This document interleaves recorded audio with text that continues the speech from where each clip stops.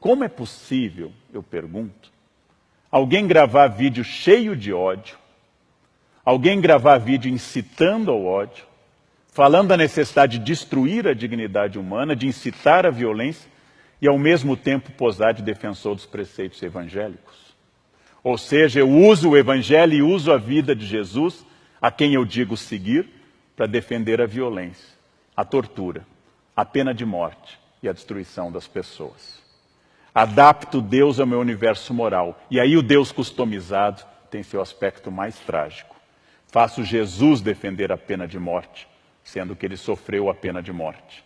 Defendo a tortura em nome do bem, quando o supremo bem foi torturado.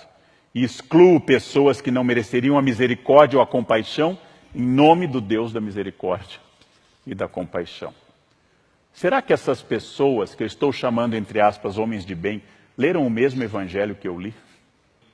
É a eliminação da culpa provocada por alguns religiosos e por alguns discursos religiosos que torna esse tipo de religioso problemático, sem generalizar. Porque perseguir, matar e fazer discurso de ódio em nome de Deus é a suprema elaboração do mal. Porque eu torno o ódio uma virtude, a exclusão um mérito, e torno o combate ao outro um dever ditado por Deus. Um Deus, naturalmente, que não tem nada a ver com isso. Odiar o pecado e amar o pecador. Fórmula medieval complexa e muito interessante. Eu odeio que você seja um ladrão, porque roubar é errado, fere aos princípios básicos da sociabilidade. Eu odeio que você roube e vou fazer de tudo dentro da lei e dos direitos para que você pare de roubar, porque é errado roubar. Porém, eu não te odeio porque você é um ser humano. Eu odeio o ladrão, não simplesmente o ser humano que rouba.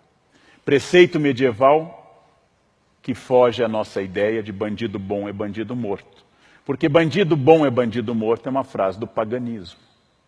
É uma frase daqueles que não conheceram a Jesus.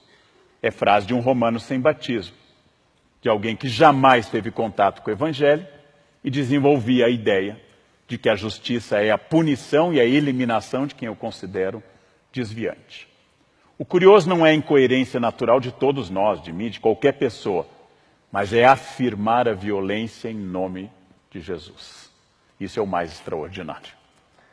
Sabe que o ódio e a violência são condenados de forma explícita e direta no Sermão da Montanha, núcleo duro do cristianismo. Que Jesus recriminou o impulso de Pedro, que ao cortar a orelha do soldado romano, Cristo restaurou essa orelha e anuncia ao apóstolo: aquele que usar a espada será punido pela espada. Aquele que empunhar a arma será castigado pela arma. Eu não vim trazer a espada, eu vim trazer a paz.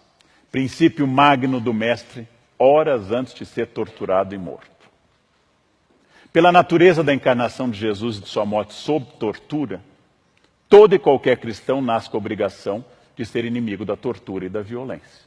Porque, afinal, Jesus foi torturado e condenado à morte, de forma injusta. Todo corpo humano faz parte do corpo de Cristo. Princípio teológico comungado por quase todas as expressões cristãs. Logo, qualquer tortura em um ser humano, independente da ação que ele tenha cometido, independente da sua orientação ideológica, é uma tortura no corpo de Cristo, que revive a cena daquele homem atado a uma coluna sendo chicoteado, coroado de espinhos e levando tabefes e cusparadas dos soldados. A tortura é oposta ao cristianismo.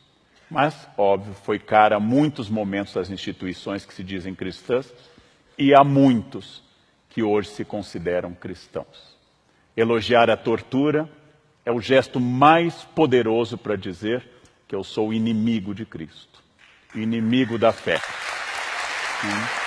Obrigado.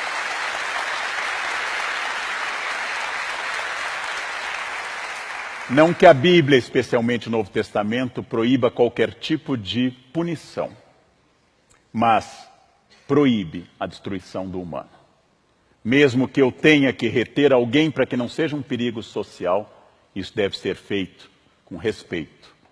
Mesmo que a pessoa tenha errado como adúltera, eu não tenho que dizer, atirem à vontade a pedra, porque ela não é uma pessoa de bem.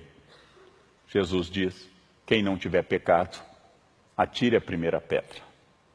Os homens de bem, entre aspas, porque naturalmente há homens de bem, há mulheres de bem, há pessoas de bem, de fato, mas eu vou usar essa expressão no sentido usual das redes sociais. Os homens de bem proclamam que os direitos humanos são para os humanos direitos. Frase contraditória, que eu ouvi várias vezes.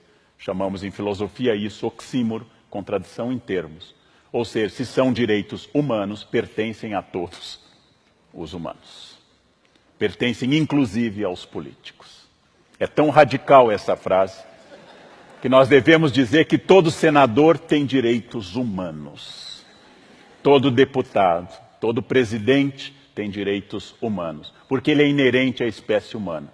Não há direitos humanos porque eu pago impostos. Não há direitos humanos porque eu, Leandro, trabalho 14 a 16 horas por dia.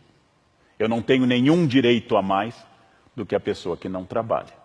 Todos temos direitos humanos. Todos. Absolutamente todos, porque, como diz a expressão, são humanos.